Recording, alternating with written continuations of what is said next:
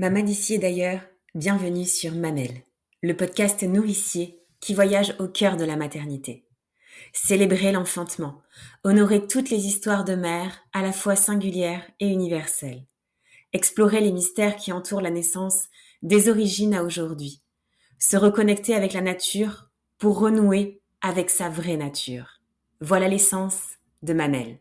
Je m'appelle Marion et j'ai créé cet espace pour te faire connaître cette vision à la fois avant-gardiste tout autant qu'ancestrale de la maternité.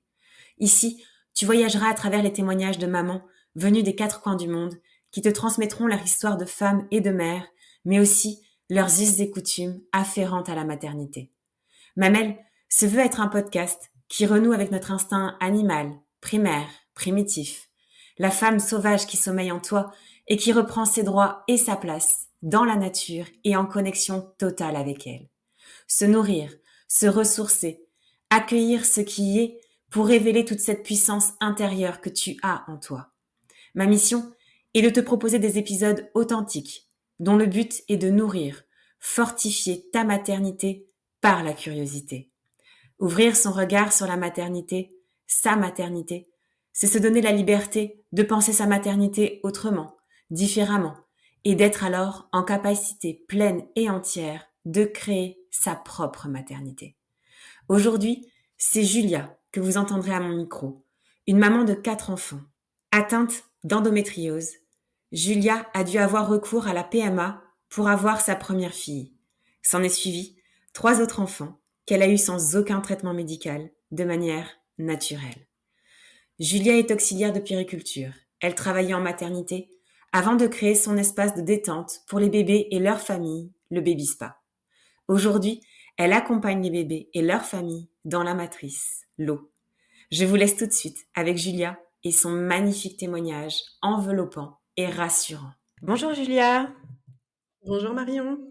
je suis vraiment très contente de t'avoir au micro aujourd'hui. Un petit clin d'œil sur notre rencontre à Laetitia avec qui j'ai enregistré un épisode, l'épisode 5, qui nous a fait nous rencontrer. Une très très belle surprise en tout cas pour moi, une très belle découverte. Dans un premier temps, sur ce que tu proposes au niveau de ta casquette professionnelle, où tu nous en parleras plus en détail dans un deuxième temps au cours de cet épisode.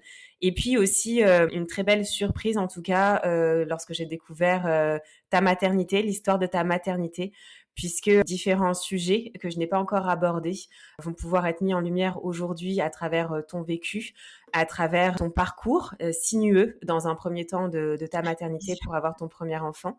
Et voilà, c'est vraiment un honneur pour moi que tu puisses transmettre ton témoignage et ton histoire qui, je pense, et j'en suis certaine, résonnera dans le cœur de plusieurs mamans. Donc peut-être dans un premier temps, je vais te laisser te présenter. Ça marche. Alors déjà, merci beaucoup Marion et merci aussi du coup à Laetitia. Euh, donc pour me présenter, donc je m'appelle Julia, j'ai 33 ans, je suis mariée et je suis maman de 4 enfants. Donc Clémentine qui a 9 ans aujourd'hui, qui a donc été conçue par fécondation in vitro, on en reviendra après. Ouais. Et ensuite, j'ai eu Elena qui a 8 ans, Lénie qui a 5 ans et Victoria qui a 13 mois. D'accord, ouais, donc une petite tribu. C'est ça, exactement. Alors, tu viens d'amorcer justement le premier sujet. On va commencer par parler, comme à chaque fois dans mes épisodes, de ta maternité. Alors, Mhm. comment, avant d'arriver à ce parcours FIV justement, comment s'est déroulé ce projet d'avoir un bébé? Alors mon mari et moi, on s'est rencontrés très très jeunes, hein. On s'est rencontrés au lycée, j'avais 16 ans, il avait 17 ans. Donc on est ce qu'on appelle un baby couple. L'envie d'avoir un enfant s'est fait ressentir quand même très très rapidement. Et pour tout te dire, j'avais déjà essayé d'arrêter la pilule juste après le lycée. Ouais. Pour voir, tu sais, c'est un peu un test, je sais pas si tout le monde fait ça, mais en tout cas, nous, on a fait ça. Arrêter la pilule, et voyant que ça ne marchait pas, je me suis dit, bon, allez, je reprends la pilule, de toute façon, je suis en études, soyons raisonnables. Mais en fait, le fait d'arrêter la pilule, ça a réveillé des grosses douleurs que j'avais connues à l'adolescence, mais que j'avais un peu mis de côté, on va dire. Et ces douleurs-là, ces premières douleurs-là, en tout cas, m'ont mis la puce à l'oreille, une petite alerte en me disant, c'est pas tout à fait normal, en tout cas, d'avoir mal à ce point. Déjà, d'avoir mal pendant ses règles, il faut le dire, ce n'est pas normal. Mais là, c'était quand même des douleurs très, très intenses. Mmh. Et en fait, fin 2010, j'avais 20 ans. Je ne prenais plus la pilule à ce moment-là. Et en fait, clairement, j'étais couchée pendant mes règles, des douleurs très importantes. j'avais plus de vie. Enfin, j'avais des douleurs uniquement pendant les règles, mais c'était des douleurs tellement intenses que je faisais rien de mes journées à part pleurer et me gaver de médicaments. Ouais. Et j'avais consulté une première gynécologue qui m'avait dit mais c'est rien, c'est normal, ça va passer. Je l'ai reconsultée une deuxième fois et là, elle s'est quand même inquiétée. Elle m'a dit en effet, je vois des petites choses pas très plaisantes au niveau du col, donc je t'envoie faire une IRM. Euh, j'ai fait cette IRM, je suis retournée la voir et elle me dit en effet, il y a de l'endométriose. Ne t'inquiète pas, c'est pas très grave, tu vas te faire opérer. Par contre, si tu veux un enfant, bah attends-toi à galérer parce que c'est pas simple. Waouh. Ok. Et ouais, bon, j'ai encaissé comme j'ai pu et en fait, je suis allée chez mes parents, j'ai pleuré dans les bras de ma maman et je me voyais stérile, sans enfant. Enfin, moi, les enfants, c'est ma passion depuis toujours. Donc, C'est sûr. je pense peu importe l'âge, mais pour le Mm. coup, je connaissais absolument pas des problèmes. Enfin, l'endométriose, je ne savais pas ce que c'était. Les problèmes de fertilité, je ne savais pas ce que c'était. Et enfin voilà, je suis tombée de très très haut. Et ensuite, donc je me suis fait opérer, hein, comme elle me l'avait conseillé, dans un hôpital là où j'habitais à l'époque. Et j'ai changé de gynécologue. Je me suis dit, bon, là, la prise en charge n'est pas Ouais. idéale, donc je change de Mm. gynécologue. Une nouvelle gynécologue très très sympathique qui me dit, moi j'aime les méthodes naturelles, donc on se laisse un an et on verra dans un an. Sauf que quand tu laisses l'endométriose prendre de la place pendant un an, alors, je ne suis pas une spécialité de l'endométriose, mais enfin une spécialiste, mais en tout cas, si tu laisses l'endométriose progresser, ça fait pas marche arrière et ça s'arrête pas. Ouais. Donc en fait, on a perdu un an à ne rien faire, à ne pas avoir de bébé et à avoir des douleurs qui Mm. revenaient. Enfin, voilà. Donc on est reparti sur ce schéma-là. Je l'ai revu au bout d'un an et là, elle me dit, bon, on va reprendre les choses du début, on va refaire une opération et en même temps, je vous envoie en PMA, comme ça on perd plus de temps. Ok. Là, j'étais très rassurée, je me suis dit enfin quoi. Ouais. Enfin on avance parce que ça faisait déjà 3 bonnes années, presque 4 ans. Et arrivée en PMA, donc ensuite j'étais suivie au CHU Jeanne de Flandre à Lille. Ouais. Euh, pour le coup là, enfin ils prennent les choses à bras le corps. Hein. On m'a pas laissé tomber. J'ai enchaîné les rendez-vous. Mon mari aussi, de son côté, il a eu des bilans à faire, ouais, spermogramme entre autres. Et donc là, en fait, deuxième opération programmée. Et j'avais le choix, en fait, on m'a laissé le choix entre la grosse opération d'endométriose, où clairement on te retire un morceau d'intestin, on te met une poche, tu sais, ce qu'on appelle une stomie. Oui. Donc, enfin voilà, c'était soit cette grosse opération-là, soit elle m'a dit, je fais un petit nettoyage, on tente une FIV et on voit ce que ça donne. D'accord. Alors, pour le coup, bah, j'ai préféré la deuxième solution, parce que l'objectif bébé était toujours en tête, Bien évidemment. sûr. Mm. Et puis, bah, ça fait peur, quoi. Alors, le gros pensée à toutes ces femmes qui ont vécu cette opération, force à elles, parce que honnêtement, je m'en suis pas sentie capable. Et, euh, et donc, c'est ce qui s'est passé. Donc, opération, j'ai été 3 mois mise sous ménopause artificielle. Donc, le médicament, c'est le Capeptyl. 3 mois où j'ai revécu, clairement, parce que non seulement je n'avais plus de douleur, mais en plus, j'ai retrouvé, comment dire, j'étais plus fatiguée, en tout cas, j'ai retrouvé de l'énergie. Voilà, je Ouais. cherche mes mots. Mm.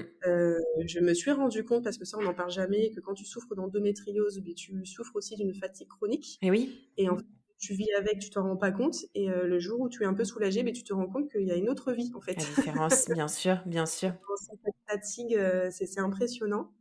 Et après ces 3 mois, donc on a enchaîné avec la première fécondation in vitro qui est mal partie pour le coup, puisque mes ovaires ont fait un peu n'importe quoi. Voilà, j'ai fait j'ai oublié le mot, mais en gros, j'ai eu beaucoup trop de follicules qui n'étaient pas assez D'accord. matures. Enfin, c'est parti un peu en cacahuète. Et en fait, la gynécologue de l'époque me dit, bon, on tente le tout pour le coup, tout, on tente quand même la FIV. Mais pareil, là, elle me dit, vous attendez pas un résultat quelconque, c'est vraiment pour dire de faire un premier essai, quoi. Ouais. Psychologiquement, tu t'es dit, bon, Oui. allez, Ouais. c'est les montagnes russes. Et on fait cette première FIV qui nous donne 3 embryons. D'accord. Euh, et en fait, le biologiste vient à l'heure de ce rendez-vous-là pour t'annoncer que tu as 3 embryons et il te dit, vous avez le choix, vous avez un embryon qui est très bien, un embryon qui est excellent et un embryon qui est cas d'école, qui s'est développé exactement comme il fallait se développer. Waouh. L'embarras du Quitte à avoir choix. à choisir, autant choisir le meilleur. Et en Ouais. fait, je dis ça parce que ma fille Clémentine aujourd'hui connaît toute son histoire et elle Ouais. aime bien raconter à ses copines que c'était le meilleur embryon, tu vois. C'est merveilleux. C'est merveilleux de transmettre ça aussi. Ouais. Ouais. Exactement. Et donc, le meilleur embryon s'est accroché. Et 2 semaines plus tard, rendez-vous prise de sang. Pareil, le biologiste qui fait la prise de sang qui me dit: «C'est une première FIV, à mon avis, c'est négatif, hein, les premières FIV, c'est toujours Ouais. négatif». Super! Et bah, manque de peau pour lui et tant mieux pour nous, c'était positif. Ah, comme quoi, toutes ces petites phrases-là Mais qui oui, peuvent sembler anodines, tu vois? Moi, ça fait, 10 ans ouais, et bien, c'est comme s'il me l'avait dit hier, tu vois? bien sûr, Donc ça ouais, reste. faire attention. Mmh. C'est ça, c'est ça. Alors juste peut-être Julia, je reviendrai sur, 2 choses là au cours de ce parcours-là que tu viens de décrire. Comment est-ce qu'ils t'ont décrit ce qu'est l'endométriose? Et est-ce que tu as, considéré que, notamment les 2 gynécos que tu as eus, dans un premier temps avant de rentrer dans le parcours, FIV, PMA, est-ce que, tu as senti que les professionnels de santé étaient, au fait, accompagnants face à à toi justement qui souffres d'endométriose. Est-ce que tu penses qu'ils maîtrisaient le sujet? Alors, concernant l'endométriose, comme je te disais, moi, je ne savais absolument pas ce que c'était. Ouais.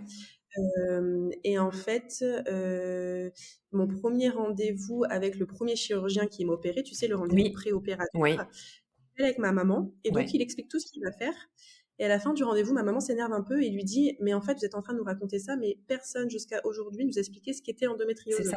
Mmh. Donc en fait, enfin voilà, je partais sur quelque chose où je savais absolument pas ce que c'était. Je ne connaissais personne dans mon entourage à l'époque, puisqu'après il y a eu des révélations, mais à l'époque personne n'en parlait. Et donc il nous a expliqué basiquement. Alors après l'endométriose, c'est très compliqué. Bien sûr. Il y a plusieurs études. Enfin voilà, il y a plusieurs façons. Enfin, je vais pas dire de voir les choses, mais en tout cas de l'expliquer. Mmh. Et en plus, chaque femme est différente. Enfin, tu vois, tous les symptômes sont différents. Donc c'est très compliqué. Mais il nous a expliqué en tout cas basiquement ce que c'était et ce qu'il allait faire. Et puis on est parti là-dessus. Ensuite, concernant la prise en charge des 2 premières gynécologues, en tout cas la première, elle a vraiment en fait, enfin, je pense qu'elle a voulu banaliser les choses parce elle doit en voir très souvent, j'imagine. Enfin, c'est quand même une maladie qui touche une femme sur 10, donc j'imagine qu'elle en a très, très souvent. Mais justement, je pense qu'elle a trop banalisé les choses l'annonce a été, ben, tu vois, moi j'ai reçu ça comme un coup de massue, quoi. C'est sur le coup, j'ai pas réagi, mais arrivé chez ma maman qui habite à 5 minutes, heureusement, je me suis totalement écroulée. Enfin, c'était, enfin, et tu vois, pour le coup, je me suis écroulée plus quand elle m'a dit que je ne pourrais pas avoir d'enfant que sur endométriose, qui voilà, je ne savais pas ce que c'était. Mais c'est très, très. Et ma deuxième gynécologue, qui était plus au fait sur endométriose, plus vraiment un accompagnement différent, plus douce, plus bienveillante, tu vois, qui me dit je veux tester les méthodes naturelles enfin, je sais pas si elle a eu raison, si elle a eu tort, je jugerai pas. Et puis la vie est comme ça. Mais en tout cas, elle a voulu faire autrement et c'est la seule de tout ce parcours-là qui nous a conseillé d'aller voir une psychologue. Ah voilà. Heu, voilà, parce qu'en fait, même après en PMA, on ne nous a jamais dirigés, vers un ou une psychologue ou d'autres alternatives, hein, parce qu'il n'y a pas que la Oui, bien sûr. psychologie. Oui, oui. Mais au moins, enfin, peu importe après, c'est vrai, le professionnel ou le thérapeute qu'on va Oui. voir, mais justement, ça m'a amené à cette question que je voulais te poser aussi, qui était au cours de votre parcours PMA FIV, avec justement ton mari, est-ce que vous avez eu, mais là tu viens d'y répondre, aucun suivi, Pas aucun du tout. non, rien du tout, aucune proposition même, même pas aborder le sujet, d'un accompagnement psychologique? Jamais, jamais, jamais. Alors après la gynécologue que nous avons eue en parcours PMA, Ouais, heu, elle était formée à l'hypnose. Donc au moment tu sais, du transfert de oui, l'embryon, elle m'a fait une petite séance d'hypnose que voilà, qui m'a fait beaucoup de bien et c'était vraiment mais en tout cas, en dehors de ça, non, non, non, jamais, jamais, enfin, on te dit: «Voilà, il faut arrêter de fumer, il faut perdre du poids, faut» enfin, voilà, plein de choses concrètes et physiques, mais sur le mental, non, non, on te prépare absolument pas. En tout cas, c'est notre cas à nous, hein, je dis pas que c'est comme ça pour tout le monde. Et alors, je sais pas, est-ce que c'est les médecins qui sont pas assez formés? Est-ce qu'ils ont pas le temps? Honnêtement, j'en sais rien mais j'avoue que ouais, enfin, ça nous aurait fait beaucoup de bien parce que pour le coup, cette, 2e gynécologue qui nous a envoyé voir une psychologue, elle nous a envoyés en Belgique. Heu donc rendez-vous très rapide, mais aucune prise en charge. Ça coûte très, très cher. On était tous les 2 de jeunes, moi je travaillais plus à l'époque, lui il était à mi-temps, donc enfin voilà, tu imagines forcément bien que sûr, bien sûr, non, bien sûr. c'était Mmh. compliqué. Et puis en plus, la démarche d'aller voir un psychologue, c'est quand même une sacrée démarche. Enfin, j'en ai honte longtemps, hein. Je l'ai pas dit, même à ma famille, j'osais pas le dire parce que un psychologue, ça rime avec folie, C'est ça, c'est encore très, connoté. malheureusement. Malheureusement, parce qu'elle a quand même mis un doigt sur des choses, que ce soit du côté de mon mari ou de mon côté à moi, que j'avais dans un tiroir et qui sont en train de ressortir aujourd'hui. Mais oui, enfin, oui, c'est sûr que en tout cas un parcours PMA, un accompagnement autre que médical, c'est nécessaire. Ça, Bien c'est sûr sûr. et certain. Alors, comme tu dis, ta grossesse s'est bien passée, hein, c'est ce que tu disais tout à Oui, l'heure. Hem oui. et ton accouchement, comment s'est-il passé? Est-ce qu'il a été à la hauteur aussi des rêves que tu pouvais, imaginer? Alors, ce qui est très, je veux dire bizarre, c'est que, donc on voulait alors je vais parler pour moi parce que je peux pas parler pour mon mari, je sais pas pour lui. Moi, je désirais cet enfant plus que tout au monde, je désirais être enceinte, sauf que je ne m'étais absolument pas projetée ni sur l'accouchement, ni sur ses premiers mois de vie, ni sur ma vie après de maman. C'était tellement abstrait, que je m'étais pas projetée et en fait, l'accouchement, je m'étais pas projetée et alors, enfin, on va dire que je vais pas dire que c'était tabou, mais disons que dans mon entourage, j'étais l'une des premières à être enceinte, après voilà, ma maman, mes tantes et cetera. C'est pas voilà, il y avait, 25 ans d'écart.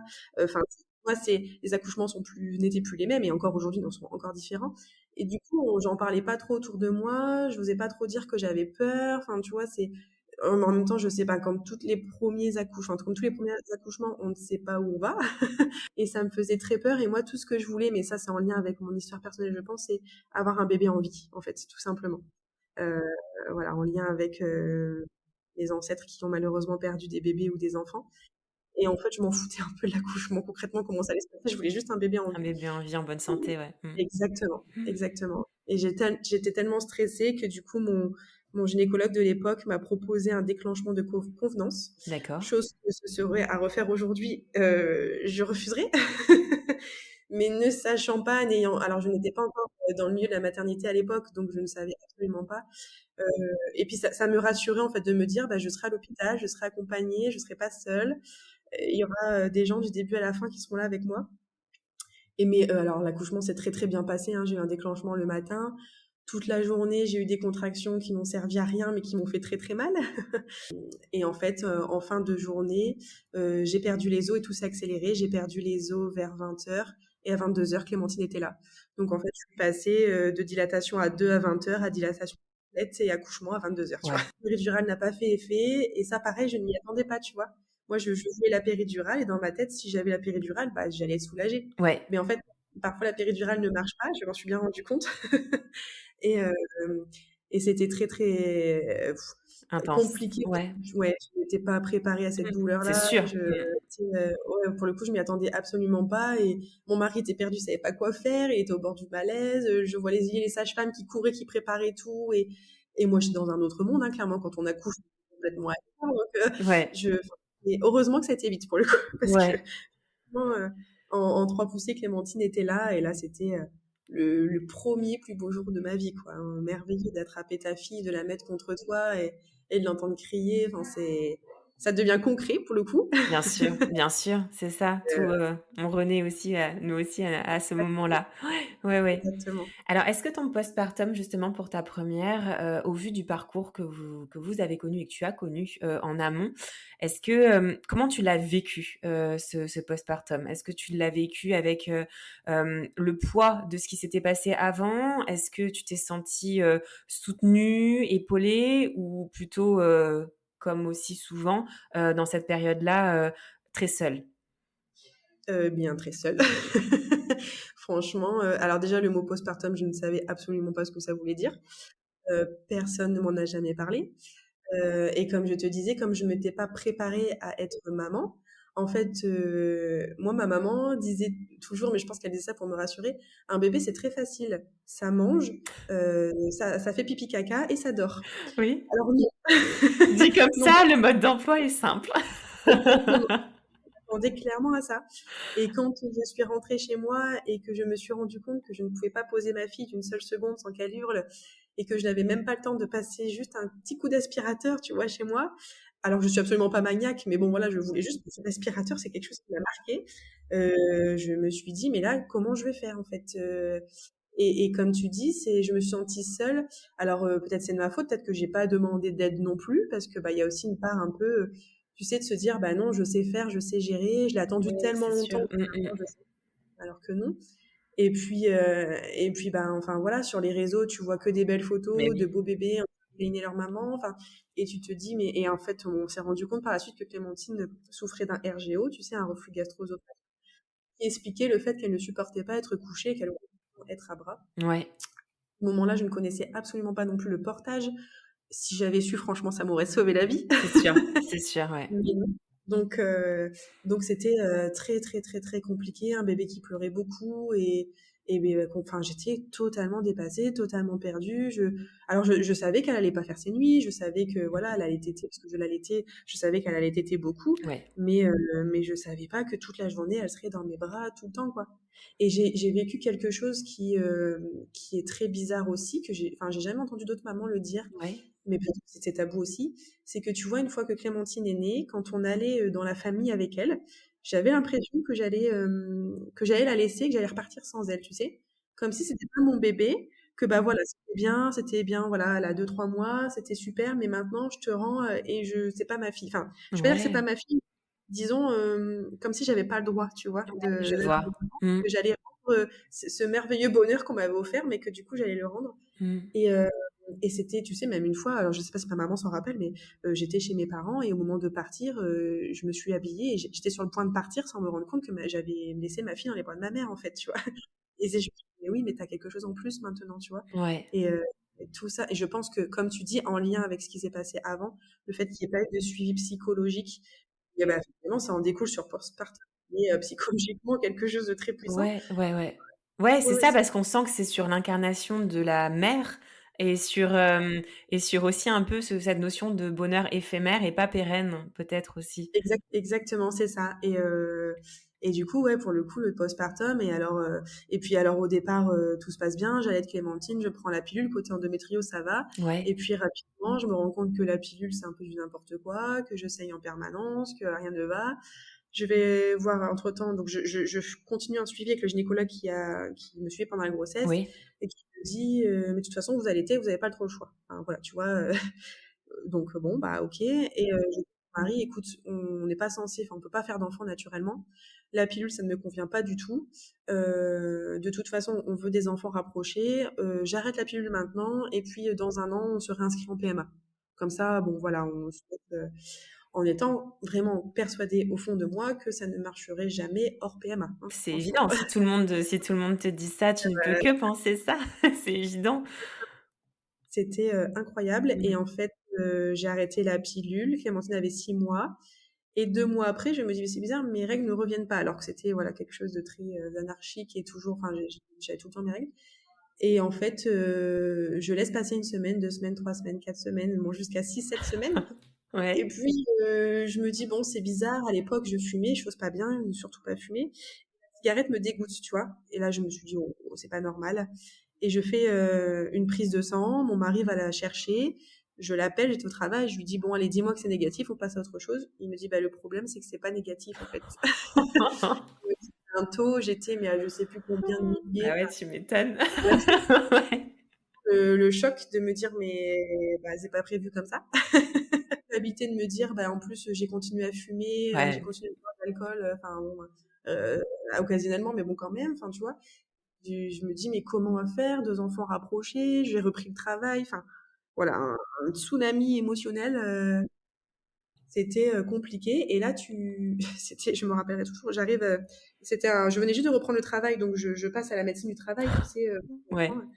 le médecin qui me dit, mais sinon, vous pouvez avorter. Et Oh! là, mais la colère monte en moi, me disant, je venais de raconter tout mon parcours quand même, hein. Et là, je me dis, elle me parle d'avortement. Enfin, alors je suis absolument pas contre l'avortement, heureusement que ça Bien existe sûr, et tant mieux, mais il y a un contexte, enfin, oui, c'est sûr. complètement. Et je suis très très en colère et je me dis, mais enfin, comment on peut me proposer ça là? Enfin, alors bon, je pense que ça a été fait avec bienveillance, c'est que la pauvre, c'était pas, Très maladroit. Mmh. voilà, c'est complètement maladroit. Et en fait, je suis rentrée chez moi et je me suis dit, mais hors de question, cet enfant, je vais l'accueillir, je vais l'aimer, je l'aime déjà. Enfin, c'est absolument pas possible. Et en fait, quelques jours après, j'ai fait une échographie qui montrait un décollement du placenta. Et là, pour le coup, pareil, les choses redeviennent plus concrètes, quelques pertes de sang, on me dit, bon, faut rester alité, arrêt de travail, avec un bébé qui Clémentine, à l'époque, avait 8, 9 mois, hein, donc un tout petit bébé, c'est ça, et c'était assez angoissant quand même, cette début de grossesse très très angoissant et Dieu merci, quelques semaines plus tard, autre échographie et l'hématome s'est résorbé et Léna Ouais, s'est accrochée comme une guerrière. merveilleux. Ouais. Enfin c'était mais oui c'était très intense en tout cas et donc euh, en plein postpartum parce que du coup tu enchaînes une deuxième grossesse pendant le postpartum. On peut imaginer que ça devait être très intense, d'autant plus effectivement que voilà, vous y attendiez pas du tout, donc c'était vraiment des émotions très variées en fait qui devaient Mais arriver. c'est ça, c'est comme je disais tout à l'heure, les montagnes russes, quoi, de se dire, en même pas, Clémentine, je veux dire, elle avait même pas un an, donc en même pas 2 ans depuis le début du parcours PMA, je passe j'étais cataloguée de femme hypofertile à femme qui tombe enceinte. Alors bon, j'avais arrêté la pilule, ok, hein, concrètement, j'étais censée savoir que ça pouvait arriver, mais enfin, c'était vraiment un tsunami émotionnel à se dire. C'est fou, quoi. Ah, c'est incroyable. Mais ça, je te dis, tu vois, je te dis aujourd'hui avec du recul parce que sur le coup, bah, t'es dedans, tu te rends pas compte, il faut gérer, il faut y aller. Il y a une petite vie qui est au fond enfin, au fond de ton ventre. T'en as une autre qui est là et qui commence à marcher et bah, il faut y aller, quoi. Et puis alors pour le coup, la nature a continué de vous offrir des comme tu l'as dit tout à l'heure avec ta petite tribu, donc tu as eu encore 2 enfants, par la suite de manière naturelle, c'est ça? C'est ça. Exactement, exactement. Après la naissance d'Elena, bon, j'ai voulu quand même laisser passer un peu de temps parce que pour le coup, c'était intense, 2 enfants rapprochés. Mais je voulais quand même, on voulait, au départ, on voulait 3 enfants et j'avais dit à Manu, mon mari, écoute, là, ça marche naturellement pour Elena, on est sur une bonne lancée, l'endómétriose me laisse tranquille parce que pour le coup, après la naissance d'Elena, j'étais vraiment soulagée. Euh, et du coup, Elena, elle avait 18 mois, oui, même pas, elle avait un an quand j'ai arrêté la pilule et 6 mois après, Lénie s'est installée. Incroyable. Non, mais c'est magique, vraiment. Mais justement, ça, je te pose la question tout de suite, Julia, ça m'interpelle parce que est-ce que tu as fait part justement de tout ça aux professionnels de santé qui t'ont dit c'est impossible autrement que par la FIV? Euh, non, je t'avoue que Non. non. La première gynécologue, je n'ai jamais eu de nouvelles, j'ai plus jamais eu de nouvelles. Ma deuxième gynécologue, je l'ai revue entre-temps à la naissance du coup de Lénie, mon troisième enfant. Et mais je m'entendais très bien avec elle, il n'y avait pas de souci. Et en fait, elle m'a dit cette phrase que pareil, j'oublierai jamais. Elle me dit, mais vous êtes passé d'un statut de femme hypofertile à femme hyper fertile, parce qu'elle me dit 3 enfants en moins de 4 ans. Avec des grossesses qui arrivent quand même assez rapidement. Hein. Lénie, c'était au bout de même pas 6 mois. Voilà, c'est quand même très rapide.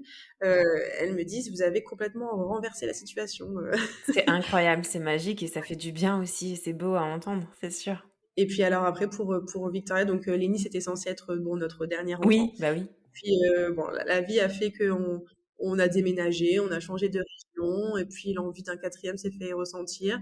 Et là pour le coup on s'est pas pris la tête pareil, on s'est dit bon allez j'arrête la pilule et on verra bien. Et comme Lénie, au bout de 5 6 mois, Victoria est venue s'installer aussi C'est très incroyable. naturellement. Et voilà ouais Ça s'est pour merveilleusement bien passé. Tu as quatre, exactement. quatre enfants et voilà. En tout cas, on retiendra vraiment cette lumière-là, malgré les ombres par lesquelles vous êtes passé avec ton conjoint et ça fait du bien de l'entendre. Alors peut-être que dans une deuxième partie, on va peut-être amorcer toujours sur cette casquette de maternité, j'ai envie de dire, puisque tu es auxiliaire de puériculture.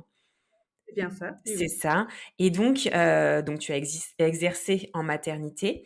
Oui. Aujourd'hui, tu es toujours auxiliaire ou pas? Je suis toujours auxiliaire de puériculture, mais je ne travaille plus en milieu hospitalier. Voilà, c'est ça. Alors, précisément, on en avait discuté lors de notre call préparatoire. C'est vrai que je trouvais ça intéressant puisque tu es la première auxiliaire de pierre que j'ai au micro et que j'entends et c'est vraiment, un métier aussi que je voulais mettre à l'honneur, parce que le travail que vous faites aussi est Merci. extrêmement précieux et c'est vrai que te donner la parole aujourd'hui, ça me permet aussi déjà de pouvoir aussi expliquer, et ben, un peu ce qu'est ce métier, votre rôle et votre accompagnement aussi et puis aussi surtout, que tu puisses nous transmettre un petit peu les conditions dans lesquelles vous travaillez, qui, on le sait, sont pas simples, mais c'est toujours intéressant de pouvoir donner la parole à la personne concernée, toi en l'occurrence aujourd'hui. Donc, si tu peux nous dire un petit peu des raisons aussi pour lesquelles tu es partie, enfin que tu as arrêté d'exercer en maternité.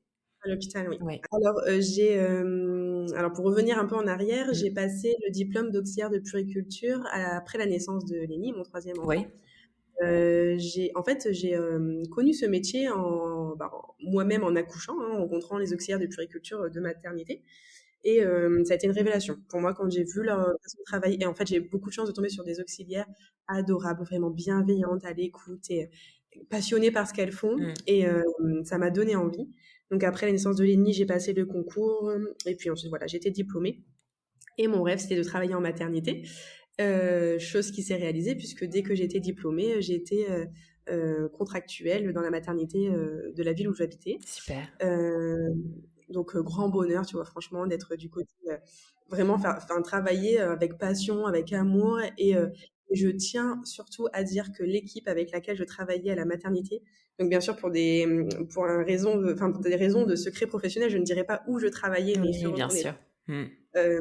Cette équipe, c'est une équipe familiale, c'est une équipe en or. J'ai gardé beaucoup d'amis là-bas. Ouais.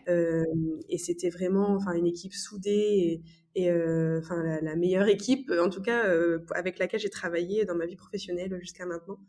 Et ça aide beaucoup parce que, comme tu disais, les conditions de travail sont très, très compliquées. On essaye d'en parler de plus en plus, mais malheureusement, je pense que les personnes décisionnaires ne sont pas réellement à l'écoute. Euh, voilà, les conditions de travail, que ça soit le manque de financement, que ça soit le manque de personnel, qui engendre du coup un manque de temps, des problèmes de prise en charge, et à la limite, moi, je n'ai pas peur du mot, de la maltraitance, parce Bien que sûr. clairement, il y a des moments où moi, professionnel, je me suis fait peur, parce que je me suis dit, on peut passer tellement à côté de choses sans le vouloir, parce que, comme je te disais, manque de moyens, manque de personnel, manque de temps. Moi, j'ai le souvenir d'un week-end atroce professionnellement parlant, Ouais. avec une collègue à moi, qui est aujourd'hui une amie à moi, un week-end où en 48 heures, il y a eu 26 accouchements. Waouh. En plein Covid, bien sûr, sinon c'est pas drôle, et beaucoup de césariennes en plus. Ce qui fait en fait les accouchements par césarienne, côté professionnel, c'est un peu plus Bien compliqué parce que sûr. ça prend plus de Mmh. temps, c'est forcément un peu plus complexe. Et franchement, ce week-end-là, j'ai eu très très peur. J'ai eu très peur pour ces patientes, j'ai eu très peur pour ces bébés, et j'ai eu très peur pour ma carrière, puisque tu vois, j'ai souvenir d'un bébé qui était, bon, en plus ce jour-là, lui, le pauvre, il est né à domicile, un contexte très très particulier. Et quand le SMUR me l'a amené à moi, ce qui était pas, j'étais pas censée moi accueillir ce bébé, c'était pas mon rôle. Mais en fait, il y avait personne puisque les sages-femmes, les pauvres, elles couraient de partout, il y avait plein d'accouchements, c'était horrible. Et que j'ai vu ce bébé dans quel état il était, la couleur qu'il avait, je me suis dit c'est pas possible. Ce bébé-là, il va se passer quelque chose. C'est dramatique, et en même temps, t'as la dame qui vient d'avoir une césarienne qui te sonne parce qu'elle veut mettre son bébé au sein, et puis t'as ta collègue qui te dit vite, vite, accouchement en salle 2, et tu te dis, non, là, c'était vraiment dans des circonstances. La gynécologue qui était de garde ce week-end-là, qui en a pleuré en nous disant, mais j'espère que j'ai pas fait quelque chose de Et dramatique, parce que ouais. même elle n'avait même plus. Mmh. C'était, alors, Dieu merci, c'est pas tous les week-ends comme ça, et c'est Oui, pas. c'est sûr, Mais tu mais vois, on arrivait soin où moi j'ai eu très très peur, et heureusement voilà, on était toutes soudées, on s'est toutes voilà relayées, on a appelé les bonnes personnes, ce bébé a été transféré dans un autre hôpital, il a été sauvé, tout allait bien. mmh. On a eu les remerciements de notre cadre de santé qui entre-temps elle aussi a quitté cet hôpital-là, mais qui était une cadre géniale en or, et qui nous a remerciés pour tout ce qu'on avait fait, en tout cas ce qu'on a pu faire, hein, parce que c'est très frustrant aussi, tu vois, de passer, un accouchement, c'est tellement quelque chose dans la vie de parents, Mmh. euh, d'exceptionnel, de merveilleux. On faisait tout dans cette maternité pour que tout se passe toujours très bien, et que ses parents aient toujours un très bon souvenir. Et là, désolé du terme, hein, mais on faisait des accouchements à l'arrache, quoi. Ouais, c'est ça, bien sûr. C'est dangereux. Clairement, il faut le dire, c'est dangereux. Et heureusement qu'on avait une bonne étoile sur nous toutes, nous tous, parce qu'il y avait des hommes aussi ce jour-là, Mmh. euh, qui a fait que voilà, tout s'est bien fini pour tout le monde, et qu'il n'y a pas eu de drame. Ouais. Mais c'est quand même très très compliqué. Il y a pas que ça, tu vois. Moi, j'ai le souvenir aussi d'une dame, j'en ai honte, mais une dame qui était hospitalisée, une grossesse pathologique, voilà, je rentre pas dans les détails. Ouais. Et mon collègue me dit, bon, écoute, installe-la en chambre autant, voilà. Et en fait, je rentre dans la chambre, le volet est cassé, la lumière est cassée, le lit est cassé. Et je me dis, mais la dame, c'est comme si elle dormait en prison, quoi. Ouais. Tu vois, Mmh. elle aura pas de lumière demain matin pour se lever, ni cette nuit si elle a besoin. Son volet est cassé, elle va rester dans le noir. Ouais. Je me dis, mais c'est pas possible, je peux pas installer des patientes dans ces chambres-là. Alors après, ça a été réparé, bien sûr, on appelle, voilà, mais ça aurait pas dû se passer. C'est pas possible, on peut pas. Et voilà, c'est en tout cas très très très compliqué. Le manque de personnel, en tout cas au niveau des sages-femmes. Alors les pauvres, elles essayent, hein, ils, parce qu'il y a aussi des hommes, mais Ouais. ils de se faire entendre et de faire comprendre à ces décisionnaires-là que ça devient très critique, très dangereux pour nous, femmes, qui allons mettre au monde nos enfants dans les maternités. Mais en fait, rien n'est fait, c'est pas entendu. Il y a, enfin, voilà, oui, ça fait la une du journal pendant une journée, et voilà C'est quoi. ça. Enfin, alors, pourtant, je suis une nature très optimiste, mais pour le coup, j'ai l'impression que c'est de pire en pire. Enfin, Ouais. voilà. Alors, pour le coup, après, je suis passée de l'autre côté à la naissance de ma dernière, Victoria, qui a 13 mois. Au tout départ, c'est parce que j'ai râlé, et les pauvres, je comprends, parce qu'il y avait, ce soir-là, il y avait 4 accouchements, il y avait qu'une sage-femme et une auxiliaire. Donc t'imagines, voilà, elles sont 2 pour 4 accouchements, forcément. Et après la naissance, l'auxiliaire me prend ma fille, me dit: «Je vais l'habiller». J'ai dû râler en disant: «Hors de question, je veux faire du pot à pot, c'est très important pour moi». Ouais. Elle me dit: «Mais vous vous rendez pas compte, j'ai pas le temps». Mais en fait, moi, côté maman, je m'en fous, tu vois? Ouais. Je m'en fous, j'ai pas le temps, je veux ma fille en pot à pot. Et en même temps, je me dis: «Si c'était moi l'auxiliaire de nuit, cette nuit-là, j'aurais certainement fait la même chose, en fait». Ouais. Et tu vois, c'est pour ça que je veux pas taper sur les équipes, parce que les pauvres, elles font ce qu'elles peuvent. Et en même temps, du côté des mamans, bah, c'est pas vivable. On peut pas vivre des accouchements comme ça. Enfin, ouais, c'est compliqué, franchement. Il va falloir que ça bouge, il va falloir mettre en place des choses. Et alors après, comment faire? Voilà, j'ai pas de solution, mais alors, la maternité où je travaillais a été labellisée maternité IHAB, donc hôpital ami des bébés, hein. Donc le but principal, sans rentrer dans les détails, c'est vraiment de respecter le plus possible le rythme du bébé et de sa maman. Et ils ont été labellisés quand moi j'étais en stage, en formation d'auxiliaire à ce moment-là.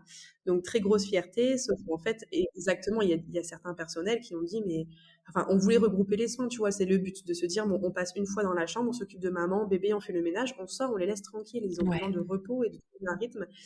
Et en fait, il y en a certains qui ne voulaient pas. C'était pas possible de travailler comme ça. Ils voulaient pas. Enfin, quand on est soignant, moi, je pense que c'est une formation continue, qu'on apprend, que la société évolue, que la parentalité, en tout cas pour la maternité, hein, la parentalité évolue, et que ben, il faut se mettre à la page, quoi. Et il faut aussi avoir un peu de, alors, je vais pas dire de compassion, tout ça, mais de se mettre aussi un peu à la place des parents, ce qu'on n'est pas censé faire quand on est soignant, mais en tout cas de ne pas juger. Tu vois, c'est ça, c'est le mot que je cherchais. Pas de jugement, dans la bienveillance. Et même si ça va contre ce que nous on pense, tant que ça met pas en danger l'enfant ou la mère, enfin c'est tout, c'est pas grave, on peut aussi s'adapter. Et c'est pas parce qu'on est à la maternité qu'on est obligé de respecter un cadre, des protocoles, enfin tu vois. C'est ça, Mais ouais. bon, quand tu es dans des moments comme ça, la priorité c'est quand même, enfin, alors c'est un peu comme aux urgences, tu sais, on trie les patients par ordre de priorité. Et en effet, une dame qui est en train de faire une hémorragie, contrairement à une dame qui arrive en début de travail pour des douleurs, bah c'est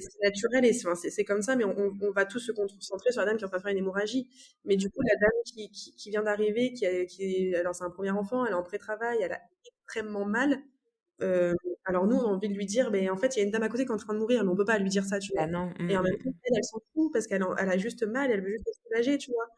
Et c'est très, très, très compliqué à gérer.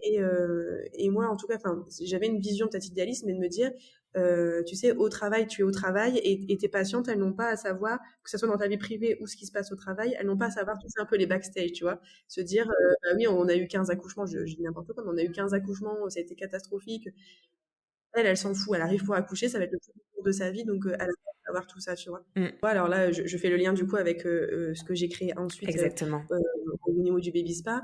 Je demande, enfin, je demande toujours à chaque séance aux parents comment s'est passée la Ouais, naissance. bien sûr. La naissance et les premiers jours à l'hôpital, j'entends des choses parfois qui me mettent hors de moi, mais vraiment, parce que alors, sans juger, hein, toujours, que ça soit mes collègues, Bien voilà, des sûr. hôpitaux de la région, ou d'autres régions, peu importe, mais sans juger parce que je n'ai pas tout le contexte, n'empêche, du point de vue des parents, quand ils me racontent des choses, tu vois, il y a pas longtemps, j'ai entendu, mais quelque chose de vraiment tout bête. La maman, elle vient avec son bébé de 2 mois, elle me dit: «Est-ce que c'est grave quand il a le hoquet?» Je lui dis: «Non, non, c'est pas du tout», tu vois, je la rassure sur le hoquet.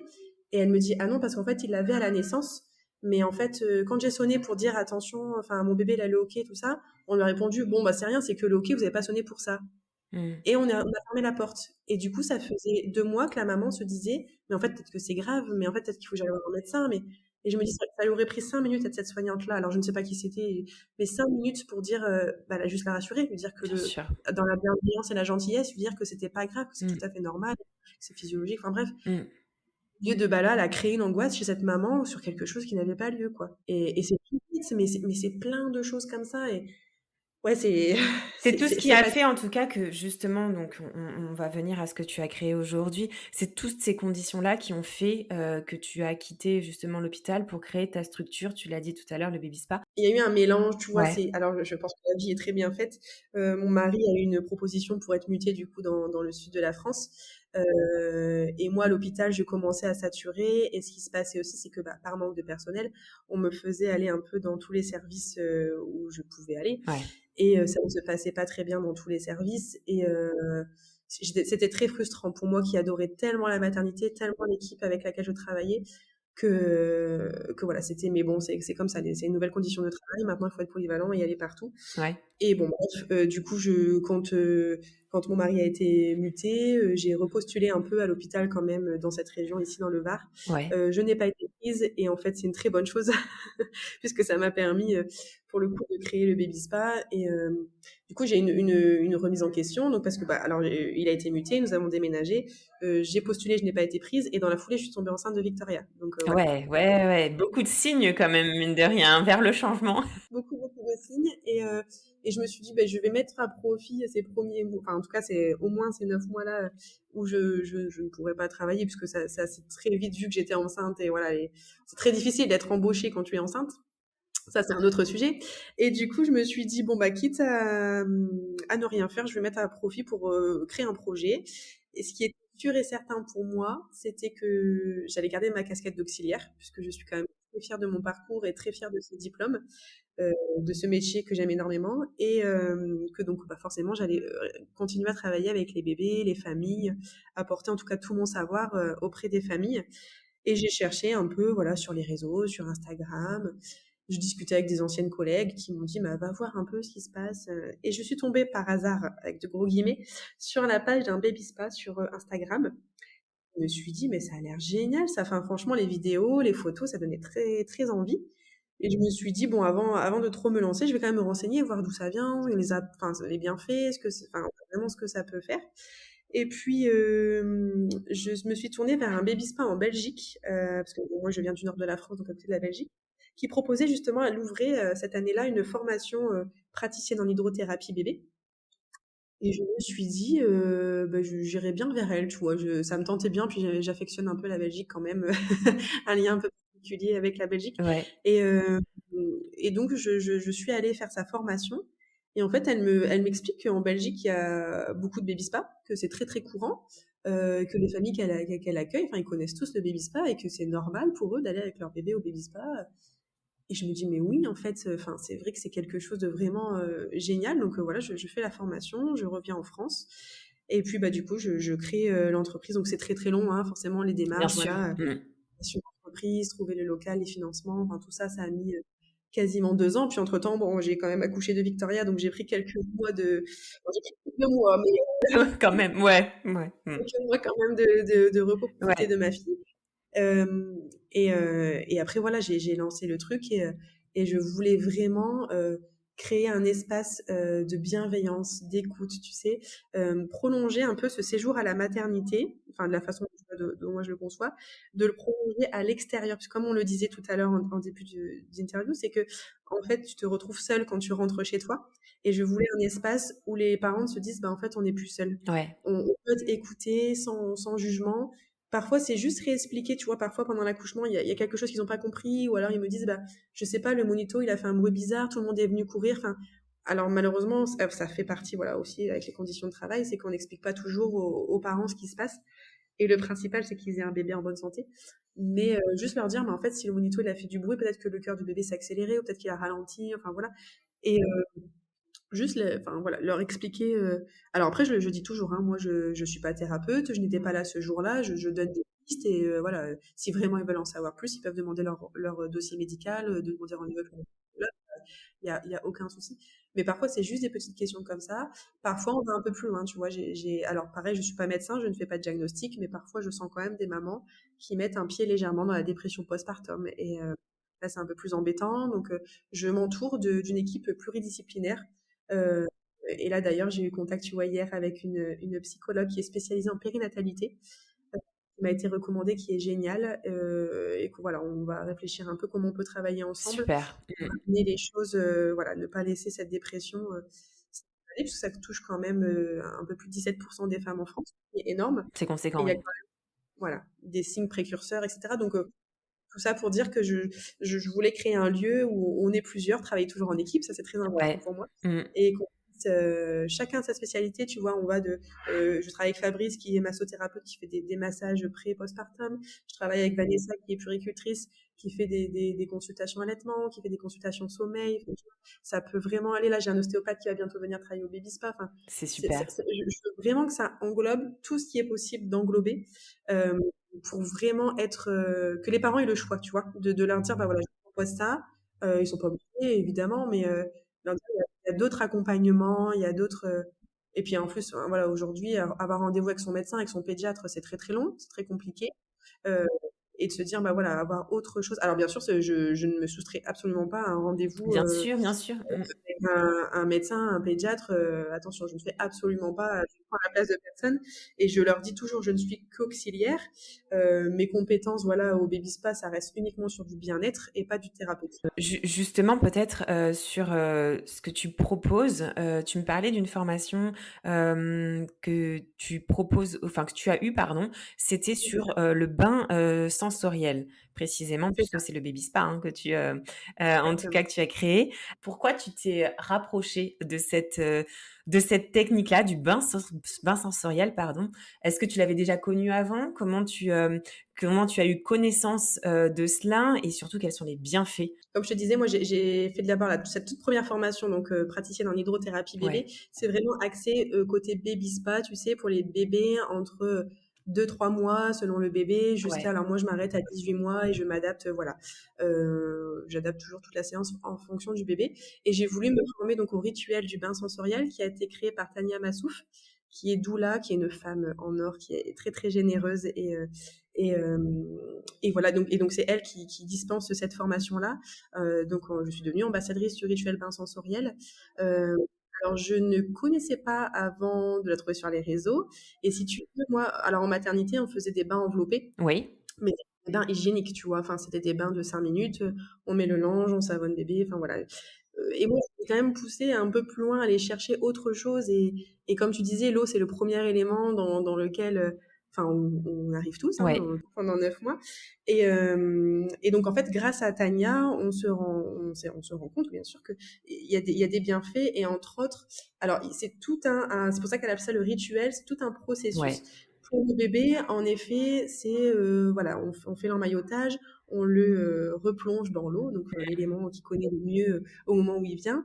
Et ça va le permettre, voilà, de libérer des petites tensions, libérer émotionnellement ce qui s'est passé par rapport aux positions qu'il va prendre, les positions qu'on va lui faire prendre. Ça va, voilà, nous permettre de nous révéler des choses, en tout cas, sur ce petit bout.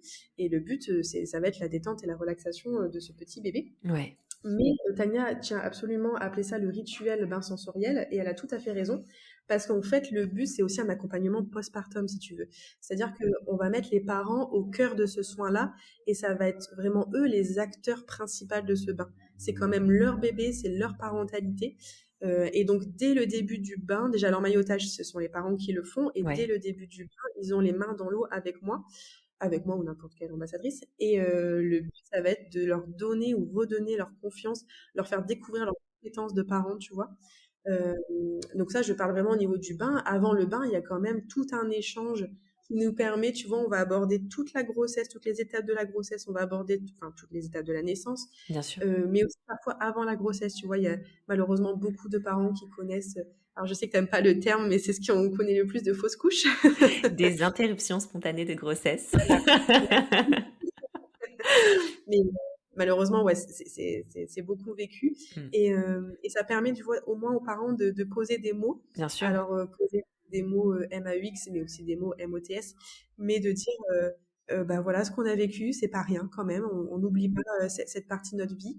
Euh, et ce bébé-là, aujourd'hui, est arrivé après un autre bébé, notre petite âme. Donc, ne pas l'oublier. Ça incite aussi, tu vois, la communication dans le couple. Totalement. Mmh. Moi, je m'éclate beaucoup. C'est très rigolo parce que quand tu leur fais voilà, me raconter ce qui s'est passé, ils n'ont pas la même vision, tu vois, le papa, la maman ou les deux mamans, ils n'ont pas la même vision. Et c'est rigolo, parfois ils se disent eh ben oui, toi t'as vu ça comme ça, mais moi je l'ai pas vu comme Ouais, ça. Et c'est très très rigolo, ça permet la communication aussi dans le couple.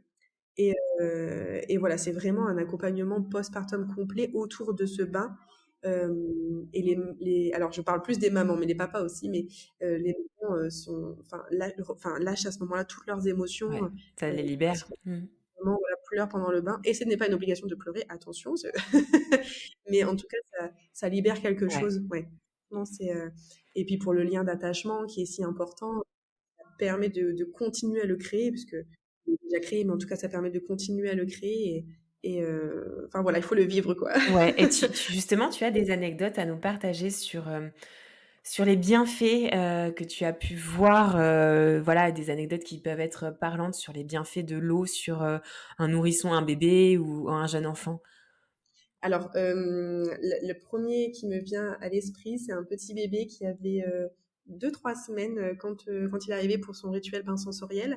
Une naissance, alors je rentre pas dans les détails, Bien mais une sûr. naissance extrêmement compliquée pour lui et ses parents. Ouais, Et la maman me dit, écoutez, oui c'est ça, il avait 3 semaines. Elle me dit, il a eu que 3 bains dans sa vie, 3 bains catastrophiques. Elle me dit, l'eau, il aime pas, il ne fait que hurler.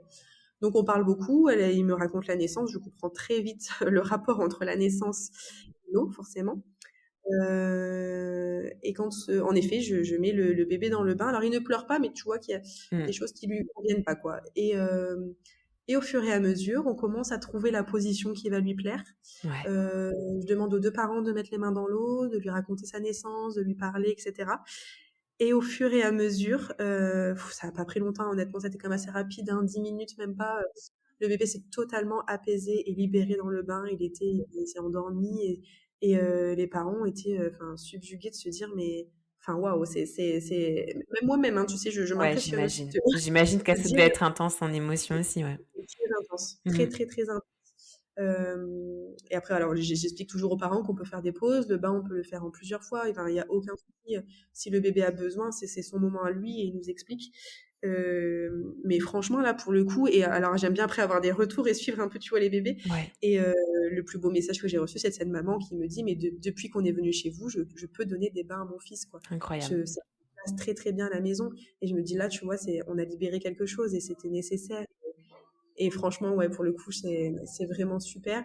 Et pour les autres soins que je propose, tu vois, au niveau du baby spa, le plus de retours que j'ai, c'est au niveau quand même. Alors, le baby spa, c'est différent. Les enfants sont plus grands, on est plus sur du bien-être, de la relaxation physique, de la détente, mais aussi soulager quand même les petites problématiques. Tu vois, on peut avoir, comme tous les bébés, des petits Ouais. reflux, des petites coliques, Mmh mh. euh, voilà, des petits ballonnements intestinaux, etc. Et là, le baby spa, pour le coup, ça a vraiment des bienfaits, ça soulage vraiment. Alors, je dis toujours temporairement, hein, je suis pas thérapeutique et je ne guérirai pas leur enfant, ils le savent très bien. Mais tu sais, quand j'ai des retours de parents de bébés RGO qui me Ouais, disent, mais déjà, le temps qu'il est dans la baignoire, il vomit pas. Donc, c'est 30 minutes maximum, bah, c'est 30 minutes de gagner quand même. ouais, Et puis, et de se dire, même si après ça arrive, hein, bébé RGO, forcément, bien sûr. il va revomir après, bah, de voir qu'il est quand même apaisé, tu vois. Il va Ouais. pas pleurer, ça se voit, tu vois. Les parents, enfin, les parents, je leur dis toujours, vous connaissez votre enfant, vous connaissez son Mmh. comportement, voient que ces enfants, que leur enfant en tout cas, est détendu. Et après, je voudrais vraiment raconter cette Oui, anecdote. Je propose aussi le Family Spa, donc c'est oui. une baignoire balnéo-adulte où les parents vont dans l'eau avec leur enfant. Mmh. Et je regrette absolument pas de proposer ça parce que c'est quelque chose de magique. Ouais. Et il y a pas très longtemps, j'ai eu une copine qui a un fils, son fils aîné est porteur de troubles autistiques, tu sais. Ouais. Et elle me dit: «Bon écoute, j'aimerais bien tenter avec lui», et alors moi j'étais honnête avec elle, je lui dis: «Côté enfin le handicap chez Ouais. l'enfant, je ne connais absolument pas. Je Mmh. n'ai jamais travaillé dans les structures, enfin je connais pas du tout, mais je lui dis: «On peut essayer et puis ça se passe pas bien, c'est pas grave», tu vois? Ouais. Enfin voilà, on fait ce qu'on peut et puis ça se passe pas bien, on arrêtera. Et elle a failli annuler la séance parce qu'elle me dit: «En fait, il est en pleine crise, ça se passe pas bien du tout». Je lui dis: «Écoute, j'ai personne cet après-midi, tu prends le temps dès que tu es prête, tu viens avec lui». C'est ce qu'elle a fait. Ouais. Le petit est arrivé très bien, tranquille, tout allait bien. Et puis il a commencé un peu à s'exciter, tout ça. Donc on s'est dit: «Bon allez, c'est pas grave, on passe au bain, c'est normal. En plus, il est tout petit, Ouais. même sans trouble autistique, les enfants Bien s'impatientent très, sûr. très vite. Mmh. Et en fait, c'est un petit que donc ma copine me disait: «Je ne peux pas le toucher, je peux pas le masser, je peux pas faire de câlins, je peux pas faire de bisous», enfin, tu vois, tout ce qui est physique Mmh. possible. Là, il accepte d'être dans l'eau avec sa maman. Déjà, elle me dit: «Première étape, super» et donc je lui dis: «Écoute, là, je vous laisse en intimité, parle-lui». C'est une maman qui parle beaucoup à ses enfants, donc Ouais. aucun souci.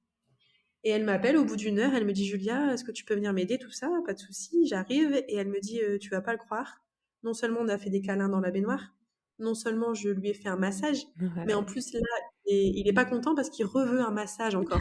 C'est Je incroyable. lui dis: «Mais waouh, c'est» et elle me dit: «Mais merci parce qu'en fait, j'ai jamais pu toucher mon fils et là, enfin, je peux le toucher, quoi». Ouais. Et elle me dit: «Ça, c'est une victoire incroyable» parce que là, il y a pas très longtemps, elle m'envoie un message en me disant: «Bon, il est ancré, je sais pas trop gérer, je sais pas quoi faire» et je sais qu'elle a une baignoire à la maison, donc je lui dis: «Fais-lui couler un bain, enfin, au pire, voilà, tu perds 200 litres, mais Ouais. essaye» et elle me renvoie un message, elle me dit: «Merci, il est trop content, il est dans le bain et il est apaisé, quoi» et C'est donc incroyable. on a Mmh. trouvé, alors je dis pas que c'est voilà, ça marcherait à tous les coups, je dis pas que tous les enfants sont différents, mais en tout cas, pour cet enfant-là, Ça enfin, a marché. avec Mmh. la maman, on a trouvé le truc, ouais, voilà Mmh.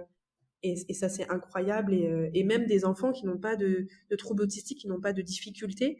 Moi, j'ai une maman, il y a pas longtemps, elle me dit: «Je viens un peu au hasard, enfin, tu vois, par curiosité» et elle est sortie de sa séance en me disant: «Mais merci». Elle me dit: «J'ai découvert mon enfant, j'ai découvert mon fils, j'ai pu lui parler» parce que ça, la communication, tu vois, dans les familles, alors c'est pareil, toutes les familles sont différentes, Ouais. mais c'est quand même quelque chose tu penses communiquer avec tes enfants, mais c'est de la communication, bien sûr, de dire: «Va ranger ta chambre, mets tes chaussures», tout ça.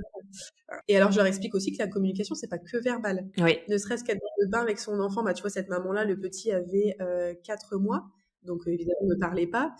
C'est passé par le regard, c'est passé par le toucher, tu vois, c'est passé des choses autrement que par la parole. Et la maman me dit, je reviendrai parce que c'était juste magique, quoi. Et tout ça, enfin, tu vois, comme je disais tout à l'heure, par rapport au lien d'attachement, c'est des choses, c'est puissance 1000, quoi. C'est hyper, hyper, hyper fort. Mmh. Juste peut-être pour finir, Julia, sur, tu viens de terminer sur le Family Spa justement. C'est vrai qu'il y avait une question qu'on avait soulevée, et tu viens d'en parler aussi, cette pratique, de prendre le bain avec, enfin se baigner en tout cas, Oui, avec ses oui. enfants, qui soulève aussi cette question, de, l'intimité et la pudeur, lorsque l'on prend en tout cas ce bain avec, les enfants. Est-ce que tu penses que c'est un frein, ou en tout cas que c'est quelque chose qui n'est pas ou peu pratiqué, de se baigner avec son enfant? Bah, alors pour le coup, moi de ce que je remarque ici, c'est très, très peu pratiqué. Alors déjà pour, une histoire logistique, c'est qu'on n'a pas tous une baignoire chez soi. Bien sûr. Donc forcément, c'est plus compliqué et se baigner à la piscine ou à la plage, c'est pas du tout voilà, on n'est pas dans le même contexte et donc voilà, donc d'abord, logistique, mais aussi question de pudeur. Comme tu le disais, c'est compliqué et je dirais même plus, alors, sans stigmatiser, mais du côté des papas. Mmh. C'est beaucoup plus compliqué pour les hommes, moi je le remarque même au baby spa, hein, j'ai beaucoup plus de mamans qui viennent, j'en ai aussi, hein, des papas, voilà, je veux pas stigmatiser, mais c'est quand même beaucoup plus de femmes qui vont se baigner. Hem et en effet, au niveau de la pudeur et je pense que enfin, c'est pas dans nos mœurs, tu vois? C'est pas, Ouais. alors je vais pas faire un gros travail de recherche là-dessus, mais disons qu'on n'est pas habitué ou alors tu sais, il y a une limite d'âge. On Oui, se c'est dit, ça. «Bah, ouais, je me baigne jusqu'à» bon là, il a 1 an, 2 ans, bon 3 ans, non là après, Mmh. c'est bon parce qu'il voit, il regarde et c'est normal en fait, mais c'est tout à fait normal et un enfant a besoin aussi de voir le corps, de ses référents adultes parce que alors attention, hein, là je mets des gros guillemets, bien sûr, je ne dirai pas ça à tout le monde, mais Mmh. enfin voilà, il a besoin quand même pour lui s'identifier et évoluer, il a besoin de voir le corps, d'adulte et bien sûr dans le respect, la Bien bienveillance et sûr, voilà. bien sûr. Ça, je fais très attention parce que voilà. Mais voilà, en tout cas, c'est vrai que et même, tu vois, à la maison, quand moi j'ai une maman qui me dit: «Bah, je prends déjà des bains, avec ma fille, mais c'est vrai que c'est des bains, voilà, on met plein de mousse, on rigole, on joue et puis, on se savonne, on se rince et on sort».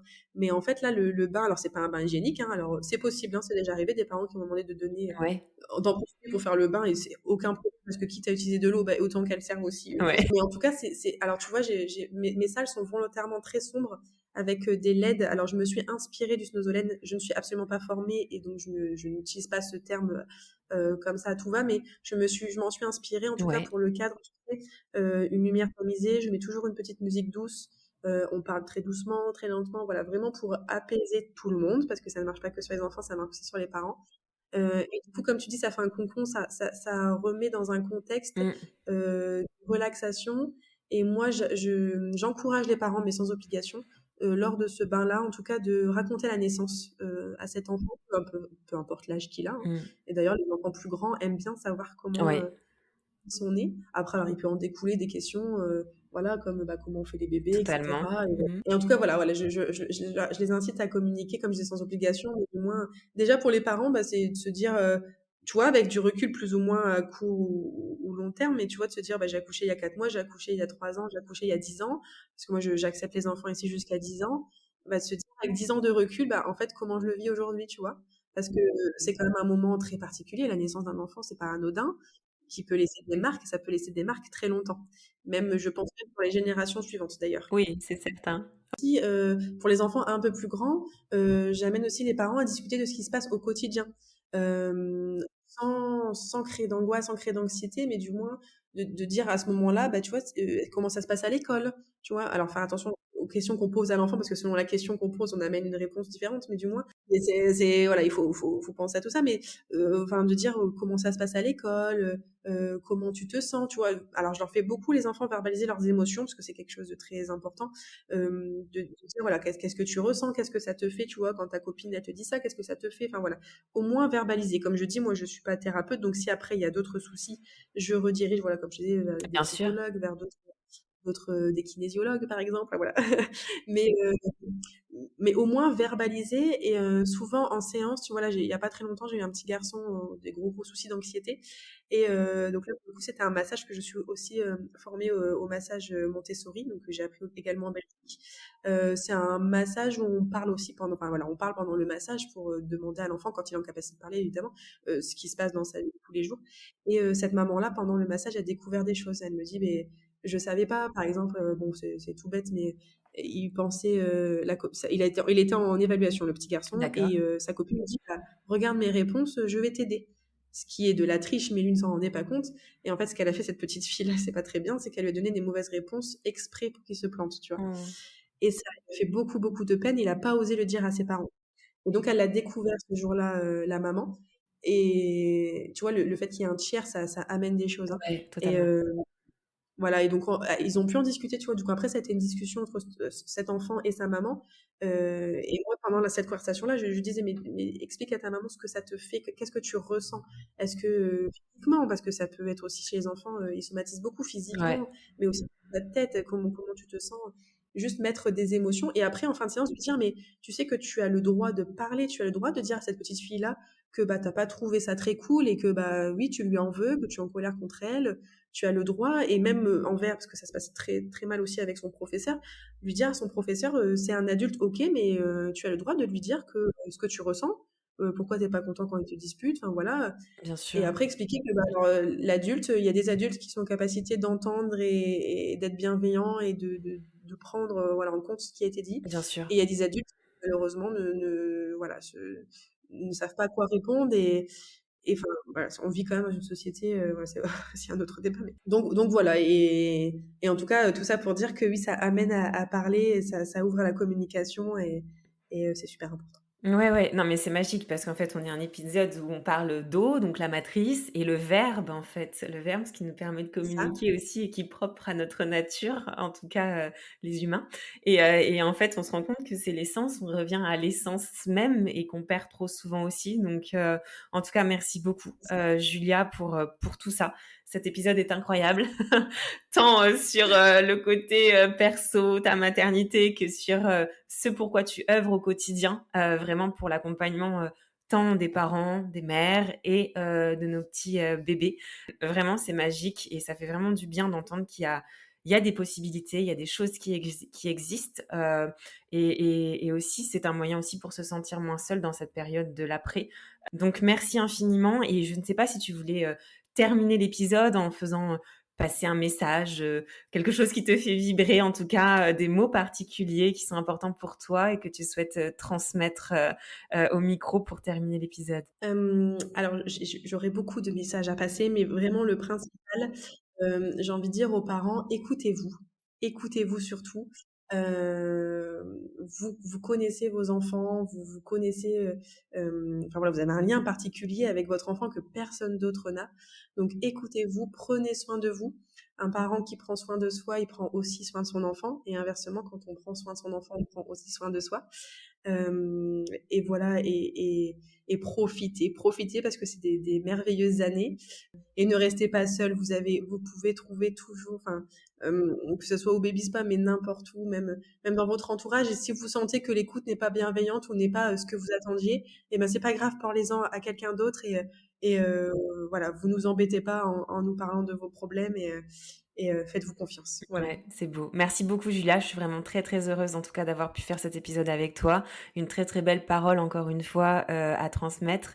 Et puis bah écoute, je te souhaite une très très belle continuation en tout cas. Plein de belles émotions encore pour toi à venir et pour toutes ces femmes et ces parents aussi que tu accompagnes. Donc voilà, merci beaucoup Julia et à bientôt. Merci à toi. Mama, merci pour ta fidélité et ton écoute si précieuse pour moi et toutes les mamas auditrices. Si tu as aimé cet épisode, n'hésite pas à t'abonner, commenter, liker mon podcast, mais aussi à t'abonner à mon compte Instagram Mamel le podcast pour y retrouver les moments phares des épisodes et bien plus. Mamel, c'est aussi un site internet, mamel.fr, où tu retrouveras des informations précises sur les différentes façons d'incarner sa maternité, mais aussi une boutique en ligne où tu pourras t'offrir ou offrir un coffret envoûtant, original, avec des trésors venus d'ici et d'ailleurs. Alors n'hésite pas à parler de Mamel autour de toi. Cet épisode est terminé. Je te dis à très vite pour un nouvel épisode, mais en attendant de se retrouver, maman n'oublie pas, ta maternité t'appartient. Elle est un univers aussi merveilleux que le monde à explorer.